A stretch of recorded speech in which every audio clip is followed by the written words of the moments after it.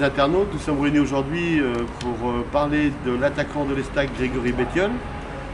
Donc voilà, nous allons vous poser les questions que tout le monde se pose. Bonjour Grégory. Bonjour.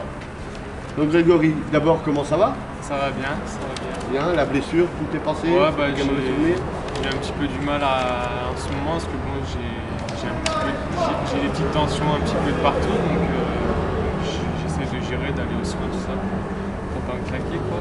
Oui, mais on a vu ce matin à l'entraînement qu'au niveau des reprises de volley et tout, Ouais, tu tenais le batterie, donc là ça me laisse tranquille un peu, donc on va voir quoi. Donc on peut penser que dimanche tu feras partie du groupe? Ouais, je pense que ça sera bon, après c'est le coach qui va choisir et puis on verra bien.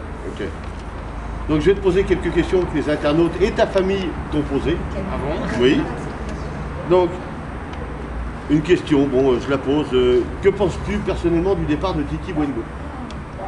Bah moi ça m'a un petit peu embêté parce que déjà pour moi c'était un bon ami, je l'appréciais beaucoup, donc voilà, donc c'est un petit peu dommage qu'il soit parti. Et puis moi en plus pour l'équipe c'était un bon attaquant, donc je pense que pour faire le turnover et tout c'était un attaquant de plus. Donc voilà, bon bah il est parti, il faut faire sans lui maintenant et puis bon je pense qu'on a réussi à gagner sans lui, donc ça va le faire quand même.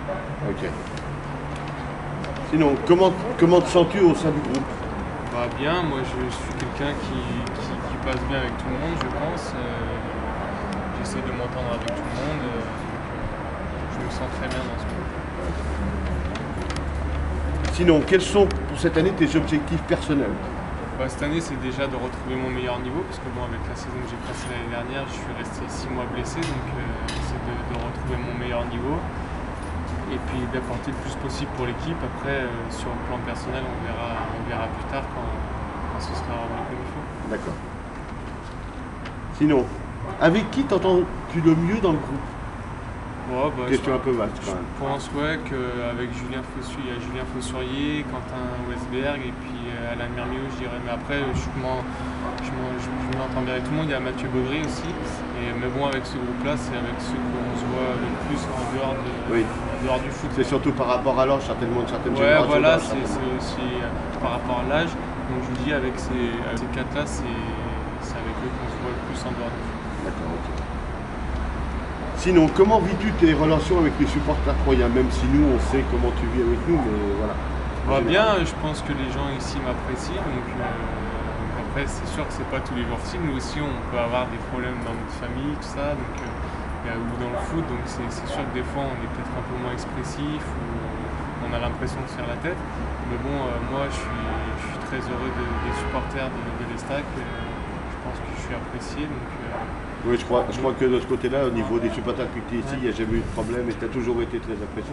Voilà, donc moi, de toute façon, je suis déjà un joueur qui a besoin d'avoir de confiance, de sentir la confiance des supporters en plus de celle de mes partenaires, c'est très important pour moi. Donc à ce niveau-là, pas de problème. Il n'y a pas de problème. Quel est le plus beau but à tes yeux que tu aies marqué depuis que tu es à l'Estac? Depuis que je suis à l'Estac, je dirais celui contre hier, cette saison, la reprise de volée, parce qu'elle n'était pas facile à mettre, il y a eu un rebond juste avant. Donc je pense que c'est un des plus beaux que j'ai mis. Ouais. As-tu déjà pensé à changer de club? Et si oui, lequel? Donc bah oui, quand on est descendu, donc là à l'intersaison j'ai eu beaucoup de clubs qui m'ont appelé, donc après c'est toujours difficile de dire qu'on va aller jouer en national. Donc moi en plus j'ai surtout eu peur pour ma jambe parce que je me suis dit si jamais je descends en national, que ça va pas, que j'arrive pas à me relancer, qu'est-ce qui va se passer pour moi, et j'ai pas envie de confier en national. Donc c'est vrai que j'ai pensé à partir. Donc après quand j'ai vu que bon, après j'avais aussi la crainte que tout le monde parte, quoi, que tous les joueurs partent et rester seuls ici. Donc après quand j'ai vu que tout le monde allait rester, la plupart allaient rester, je me suis dit bon bah c'est bon, il y a un bon challenge à relever ici. Donc, c'est vrai que ça a été important de voir si peu de joueurs partir par rapport à la descente. Franchement, pour moi, c'était ma crainte aussi. J'avais peur que tout le monde parte, de me retrouver tout seul ici avec des joueurs qui allaient venir. On ne savait pas trop ce que ça allait donner. Donc de voir que le plus gros du groupe allait rester, ça m'a soulagé. Et après, j'ai dit bon, bah, on va avoir une bonne équipe pour relever le challenge. Okay. Sinon, Bob l'éponge. Ouais. D'après ce que j'ai compris, c'est le médecin. Si j'ai bien compris, c'est le médecin que tu as ton nom. Voilà, de ma famille. Donc lui, il te pose la question, quand est-ce que tu viens jouer en Italie dans le club d'Ander Salva? Tout le monde t'attend, moi le premier. Bah, pour l'instant, c'est pas au goût du jour, donc il faudra qu'il attende un petit peu. Et s'il veut venir me voir jouer, il a qu'à venir un peu soigner les gens de Troyes et il pourra venir me voir jouer au stade de l'Eau. Ok. Sinon, il y a Fifi, ton oncle. Comment vis-tu tes blessures à répétition, moralement et physiquement? Et je te souhaite de retrouver tout ton potentiel rapidement. C'est toujours dur d'avoir une blessure, surtout quand elles sont longues comme les croisés, mais bon, moi j'ai déjà l'habitude parce que quand j'étais à Lyon à 15 ans, je me suis ouvert le genou de l'autre côté, le genou gauche, et je suis arrivé à revenir une fois, donc pourquoi j'arriverais pas à revenir une fois? En plus, tu es jeune. En plus, je suis jeune, donc je suis un âge. Sinon, il voudrait savoir aussi si tu as gardé des contacts avec des anciens partenaires de l'OL. Ouais, un petit peu avec Romain Beignet, mais bon, c'est très rare quand on s'appelle. Sinon, non, j'ai gardé aucun contact. Okay. Il y a Patrice. Y a-t-il beaucoup d'écart entre la CFA, le national et la Ligue 2? Je suppose que oui, quand même. Bah, je trouve qu'il y a un plus gros écart entre. Déjà, je trouve qu'il y a un plus grand écart entre la nationale et la Ligue 2 que la Ligue 2 et la Ligue 1, déjà.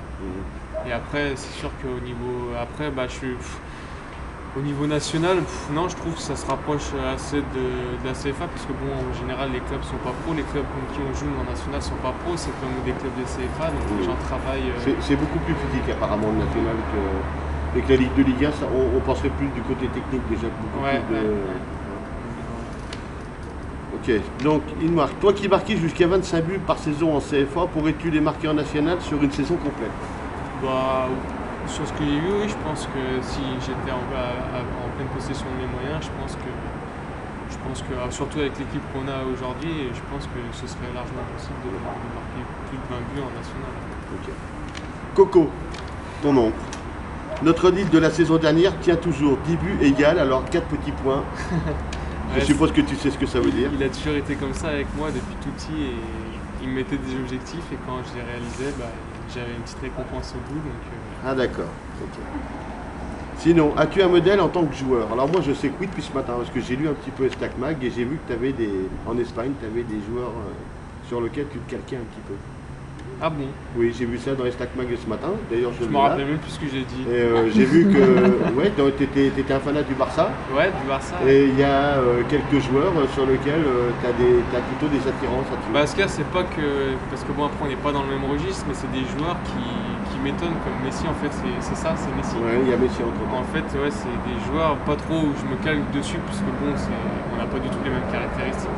Mais justement, c'est des joueurs qui n'ont pas mes caractéristiques et qui me fascinent un peu, parce que quand on voit ce qu'ils sont capables de faire avec un ballon, la garder, on a l'impression des fois ils ont 3-4 gars autour d'eux et on a l'impression que c'est impossible qu'ils perdent la balle. C'est peut-être aussi le côté football offensif espagnol qui te. Ouais, après c'est ça, quand on est attaquant, on aime les jeux offensifs, ouais. Il y a des occasions, tout ça. Donc c'est sûr que le football espagnol et surtout du Barça, pour ça c'est un régal. C'est vrai. Ok. Donc, y a-t-il un championnat étranger où tu aimerais jouer? Ouais, bah, il y en aurait deux, je pense que ce serait l'Angleterre et puis l'Espagne. Ok. Voilà, bah écoute, on a fait le tour des questions des supporters. On te souhaite une très bonne saison. C'est gentil. On te souhaite plein de bonnes choses, plein de réussites. Marquer beaucoup de buts naturellement. Si tu en marques, ça sera bien pour toi, ça sera bien pour le club. Bah, oui. Et on te remercie beaucoup d'avoir répondu aux questions des internautes et on te souhaite une bonne saison, très bonne saison. D'accord, bah merci. Merci. Au mois prochain, donc on aura un nouvel invité. Pour plus d'informations, reportez-vous sur le site tiger.10fr. Merci, au revoir.